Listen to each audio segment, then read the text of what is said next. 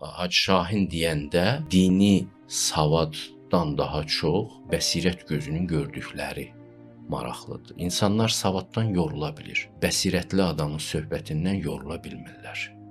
Çünki o söhbət qidalı olur, birbaşa ürəyi qidalandırır. Bu torpağın yetişdirdiyi son 100 ildə ən parlaq ruhani hadisələrindən birisidir. Bilirsiniz, adamların ağlında təhsil, savad, elm hadisəsi var. Ki insan oxuyur, böyük bir elmə gəlir, çatır. Amma bir də var belə ruhani hadisə, bunu elm yetişdirə bilmir. Əgər siz Hacı Şahinin sirrinə varmaq istəsəz, onu onun oxuduğu kitablardan tapa bilməzsiniz. Bu ürəyin yolçuluğu ilə gəlib çıxıla bilən bir hikmətdir. Bunu Allah verir adama. Bu bəsirət gözünün açılması ilə bağlıdır. O zaman ürək elə bir dalğada üzür ki, o dalğa onu aparıb həqiqətə çatdırır. Onun söhbətlərinin dadı, ləzzəti, duzu, işığı hamısı bu fenomenlə bağlıdır. Ruhaniyyat fenomeni ilə.